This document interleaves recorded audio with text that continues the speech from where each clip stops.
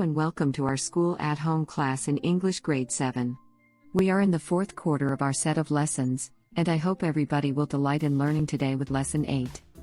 Our topic for today is cooperation and social responsibility in the global village. All the activities provided in this lesson will help you learn and understand the need to work cooperatively and responsibly in today's global village through Philippine literature. After going through this self-learning module, you are expected to get the main idea of a passage, cite evidence to support the main idea, infer the message of the material read and express one's beliefs based on a material read. For a start, do the following exercise. You can pause this video if you will need more time. Press play again when you're finished with the activity, and when you're ready to proceed with the lesson. Read the excerpt of an interview conducted by Zoe Loftus-Farron with the late Ms. Gina Lopez carefully. Then in your notebook, put a check mark if the statements below are supported by the text and an X if these are not. Write your answers in your notebook. You've been very vocal about the connection between the environment and social justice. Could you tell me a bit about how these issues are connected in the Philippines? I have statistical data that shows that the environment affects the soul. In areas where I've cleaned up the creeks and made the place more beautiful, 97% of the people have more peace of mind, 97% of people are happier. You can probably validate that yourself. When you're stressed, you go to a place which is beautiful and healing and peaceful. The world in which you live, the world that surrounds you, ultimately affects your soul. I even think love is the way to address the drug problem. I think the strong approach has its merit, but I think left at that alone it's not going to be sustainable. Because if you look at where all the killing has happened, it's always in places that are dirty, and ugly, and poor. And when you change the living environment of the place, there's a direct impact on human consciousness. And that's why I'm into the environment, because of the impact on people's lives. And if you keep the environment beautiful, there's tremendous economic potential for ecotourism. For me, the path for this particular country, for the Philippines, with 7,000 islands, with mountains and volcanoes and corals, is to keep the environment beautiful, to nurture it, to explore it. And then to maneuver systems so that the people who live there benefit from it. Here are the items you should answer. Number 1. The soul is nourished and at peace when the environment is beautiful and peaceful also. Number 2. A positive environment changes the way people interact with their fellowmen and surroundings. Number 3. Love changes everything. Number 4. Take good care of the environment so we can enjoy its blessings. And number 5. The environment should not be used to bring profits through ecotourism. Here are the correct answers. Number 1 is true. Number 2 is true. Number 3 is true. Number 4 is true. And number 5 is false. Previously, we learned that literature is a tool to assert one's unique identity and to better understand other people. Today, we are going to understand the need to work cooperatively and responsibly in today's global village through Philippine literature. What is a global village? First used by Marshall McLuhan in 1964, global village refers to the immediate sharing of different cultures brought upon by technological advances. Merriam-Webster defined a global village as a world viewed as a community in which distance and isolation have been dramatically reduced by electronic media.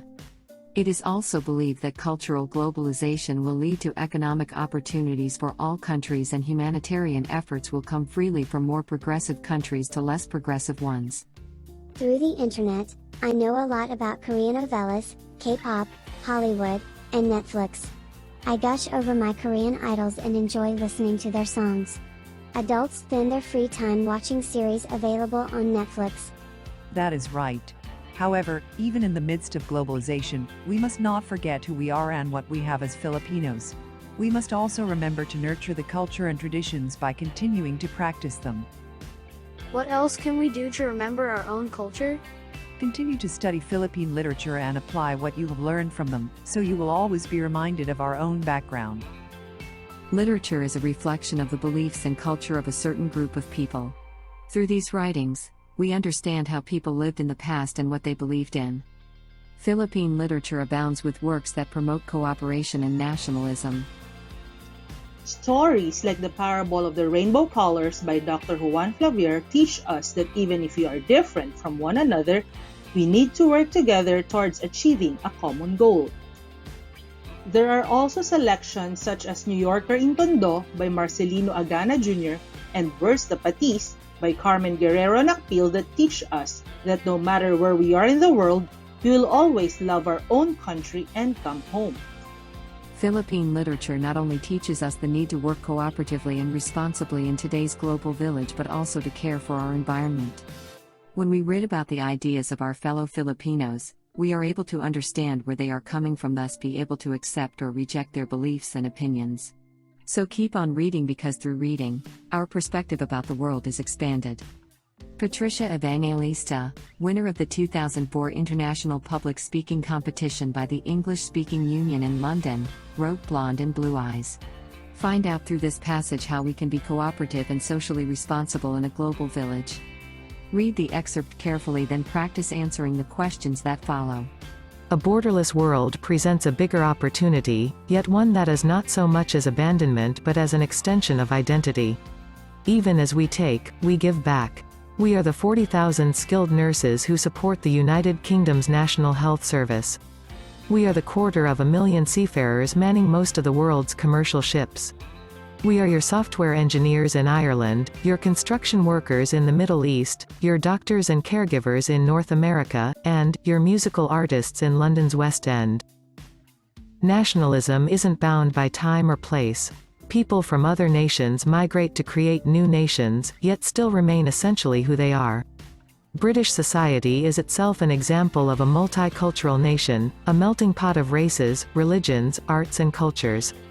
We are, indeed, in a borderless world. In a few years, I may take advantage of whatever opportunities that come my way. But I will come home. A borderless world doesn't preclude the idea of a home. I'm a Filipino, and I'll always be one. It isn't about geography, it isn't about boundaries. It's about giving back to the country that shaped me.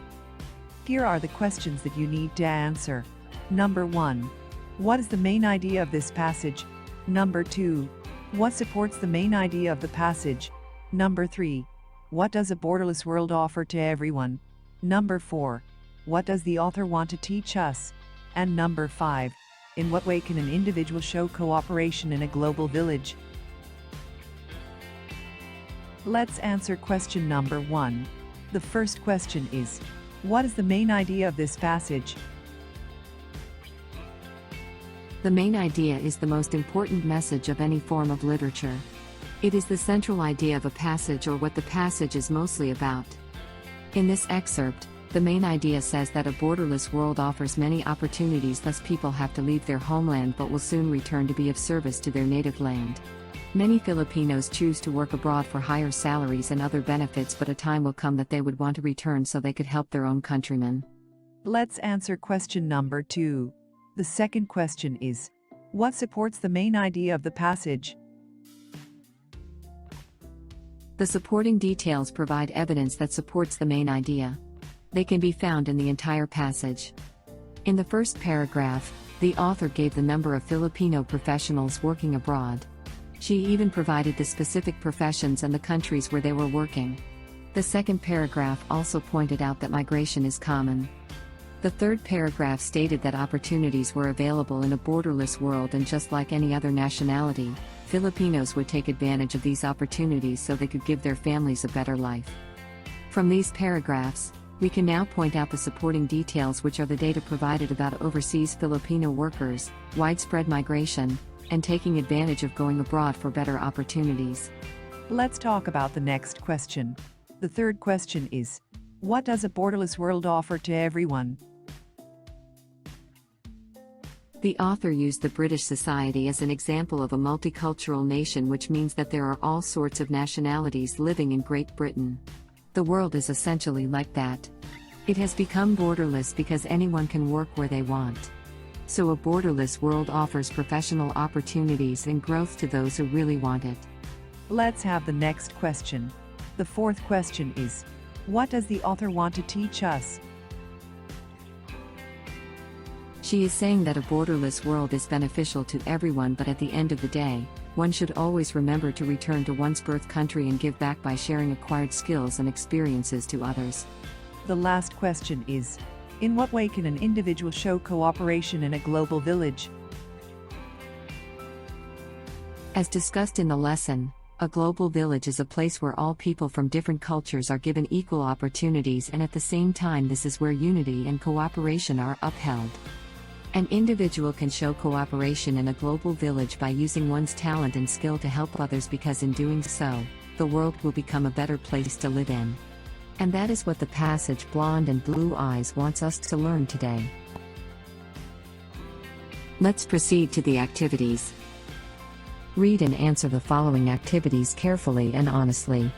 You can pause this video if you will need more time. Press play again when you're finished with the activities, and when you're ready to proceed with the lesson. Read the passage carefully. Then in your notebook, write true if the statement is true and false if it is not. Have you ever seen one of those Inables of the Ilocano people of the north? Or the Tinalac fabrics of the Tiboli tribe of the south? Have you examined how elaborate these textiles are? Those warps and wefts of thread make up those fascinating cloth, making them strong and fashionable. Just as how each color stands out to add pattern and sophistication, each thread contributes equally to the details of the overall design. Just like these, our world is also a colorful, living tapestry intricately woven by colorful threads of people from different cultures and traditions. Every person, regardless of gender, race, and color, is vital in the creation of this masterpiece. In this global village, our developed trust, empathy, and bonds are what connect us to the other threads of the world. Our sense of openness enables us to celebrate everyone's culture with enthusiasm and vigor. Our expressed mutual respect and understanding allows us for reciprocal sharing of ideas and beliefs for collaborative learning. We, as humans, may be physically different from one another, but bear in mind that we are all created for the same purpose: to create an inclusive environment that empowers impactful living, morale, and teamwork among all people. Diversity is that one thing we have in common. It is what unites us all. It is what makes us strong. Our race and color do not exclude us, these empower us. Our culture and language do not divide us, these define us. We are of different bodies but one in the spirit. We share the same goal and aspirations. We look the same sky and dream the same dreams, for we are all living in one home, that is the earth. Here are the items you should answer.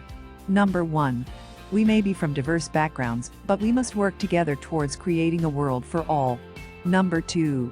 Our sense of openness enables us to celebrate everyone's culture with enthusiasm and vigor. Number 3. When we accept each other's uniqueness, an inclusive environment is created. Number 4. Diversity should not divide but instead unite all people in the world. Number 5. An individual can promote unity and diversity in a global village by accepting and respecting other people's beliefs and culture. Here are the correct answers. Number 1 is true. Number 2 is true. Number 3 is true. Number 4 is true. And number 5 is true. Let's proceed to the next activity. Read the passage carefully. Then answer the questions that follow. Choose the best answer. Write your answers in your notebook. It was summer, but visitations to the beach weren't a thing. People just often wandered off into their houses or to the silent streets. There was no jet skiing, no diving, no snorkeling. The fish didn't greet them up there anymore. Kids have never seen the fish in the aquariums they so adored, sulking instead as they waited for their meals in those restaurants that used to show a tropical variety of foods above the countertop. My face gloomed as I imagined the plastic making its sly and ignorant way to their stomachs. Every little fish has it in their bodies now, surely it would be in the kids too. My thoughts were interrupted by some grumbling, so I tried to lower down myself to hide. The humans were yelling in a language that I cannot comprehend. I didn't know what they were saying, or I didn't want to know. Their sharp weapons did all the talking. A shiver of fear and caution traveled down my back. I've seen this happen before my very own eyes, axes and chainsaws making the most horrendous noise, and arrows burying themselves into hundreds of animals. I know without a doubt that it's me that they want, or at least, the parts of me that they need. My branches shook in pain as they embedded the metal into my trunk. Once again, I witnessed the world fall faster than it ever did. I was the last tree of 2071. I thought I would live to see another day, but I was wrong. When will these people ever learn? Goodbye, cruel world. Who is the speaker in the story? A. The last tree. B. The children. C. The author. D. The loggers. What did the last tree observe? A. The people were in the beach enjoying the sun. B. No one was enjoying the gifts of nature anymore. C. The world was slowly regaining its former beauty. D. The people were eating healthy and delicious food. What is the prevailing tone of the selection? A. Enthusiastic. B. Foreboding. C. Humorous. D. Pompous. What does the author want to teach us? A. Plastic is dangerous to our health. B. We should go out often to the beach to enjoy ourselves. C. If we plant more trees, we will have more to cut down also. D. If we do not do what is right, natural resources will soon disappear. Why did the tree describe the world as cruel? A. The children are hurting the fish in the sea. B. The men have cut down the trees in the forests. C. The women are throwing their garbage everywhere. D. The people living in it had destroyed almost every natural resource there was. Here are the correct answers. Number 1 is A, number 2 is B, number 3 is B, number 4 is D, and number 5 is D. Let's have the third activity. Read the passage carefully. Then answer the questions that follow. Write your answers in your notebook. When we talk about cooperation for environmental protection, it is no surprise that intergovernmental policies and agreements arise, and supernatural bodies like the United Nations exert great efforts to create new goals for sustainable development. But the UN Environment Programme reports tell us that only little progress has been made since the first environmental summit, and the will to actually execute these pledges is not evident as most signatory countries lack the will to ratify these international agreements. As many experts say, many factors hinder a national government's move to convert their country to a greener perspective, but why wait for those in power to take action if we can start doing it ourselves? An impressive number of environment activists, of young and old age, have spoken to several world leaders about their green cause and challenged their plans of future developments that threaten their nation's biodiversity. Their actions awakened more people to join their mission of environmental protection, and their persistence has only remained stronger even with major critics dismissing their campaign. And while these actions are massive and generally a difficult task to begin with, it is important to remember that we have been taught to become advocates ourselves. No elaborate and historical campaigns, just an alteration on our daily lifestyle can make a small, significant change to our deteriorating planet. We have been constantly reminded about practicing the 5 R's, avoiding single-use plastics, upcycling objects, reducing our carbon dioxide emissions, and other environmental-friendly measures, yet fail to live up to these actions. Most of them are actually achievable, it's just people aren't used to it. But if we ditch the "I'm not used to it" mentality and strive our best to make these measures a habit, the world we live in can breathe better. In fact, researchers say that 66 days is the average time span of making a new habit, meaning you only need 2 months out to embody these simple actions to protect Earth, not only for yourself, but also the children of the future. If ever you still feel unconvinced to adapt these practices, this statement from Mother Teresa might help you consider contributing something to the world. We ourselves feel that what we are doing is just a drop of an ocean. But the ocean would be less because of that missing drop. In the fight to conserve our planet's dwindling resources and deteriorating environment, no contribution is small or insignificant, but doing nothing at all can make this fight less successful, and even forgotten. It is not only the governments that should participate in these efforts to protect our environment, because our combined voices make a stronger impact to make our world a better place to live in. Here are the questions you need to answer. Number 1. What is the main idea of this passage? Number 2. Which statement supports the main idea of the passage? Number 3. What happens when we do our share in protecting the environment? Number 4. What does the author want to teach us? Number 5. In what way can an individual promote environmental protection in a global village? Here are the correct answers. Number 1. Every little good thing we do for the environment can save it. Number 2. No elaborate and historical campaigns, just an alteration on our daily lifestyle can make a small, significant change to our deteriorating planet. Number 3. The future generation will be able to enjoy the blessings of nature. Number 4. Everybody has the power to save the environment. Number 5. Be good role models to others and doing small but significant things to save Mother Earth. Your answers may not be exactly like these, but if we have the same ideas, then you did a good job. Now that we are done with the discussion and the activities, you are ready for the wrap-up. Write down 3 things you have remembered, 2 examples of what you have learned, and 1 question you have about the lesson in your notebook. Let's have another activity under valuing. Read the instructions carefully, then write your answers in your notebook. Write down 3 ways you can demonstrate cooperation and social responsibility in today's global village, particularly in environmental protection. Are you ready for the last activity? Read and answer the post-test carefully and honestly. You can pause this video if you will need more time.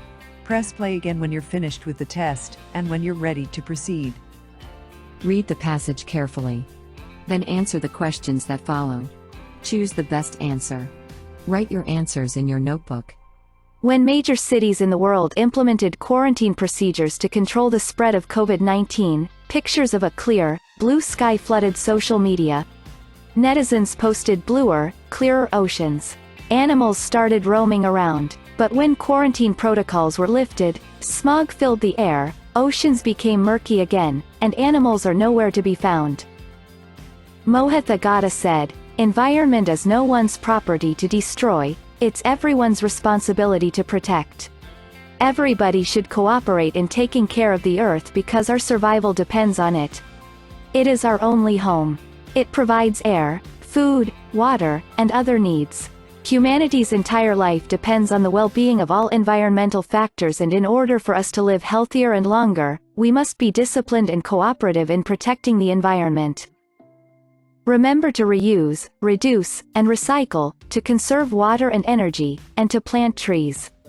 If we will just do those simple things, we can save and protect our environment, because ordinary people can achieve extraordinary results if they work together. A global village not only focuses on the advancement of technology but also on the preservation of nature. It takes a village to nurture the only home we have. So let us work together for posterity. What is the main idea of this passage? A. Surviving in this world is very difficult. B. Preserving the earth is the author's job. C. Protecting the earth is everyone's responsibility. D. Taking pictures of the earth is protecting it also. Which statement supports the main idea of the passage? A. The earth is our only home. B. Netizens posted bluer, clearer oceans. C. The earth provides air, food, water, and other needs. D. Everybody should cooperate in taking care of the earth. What attitudes should we have to ensure that we all live healthier and longer? A. Love and care. B. Discipline and cooperation. C. Indifference and carelessness. D. Selfishness and neglectfulness. What does the author want to teach us? A. The survival of humanity depends on how we take care of the earth. B. Cooperation and self-discipline should be done to protect the earth. C. Quarantine procedures should be implemented to protect the earth. D. The destruction of the earth should be stopped by the government. According to the passage, what other role does a global village have? A. Protection of nature. B. Provision of basic needs. C. Advancement of technology. D. Implementation of quarantine protocols. Here are the correct answers. Number 1 is C, number 2 is D, number 3 is B, number 4 is B, and number 5 is A. And that ends our lesson on cooperation and social responsibility in the global village. Goodbye and see you in the next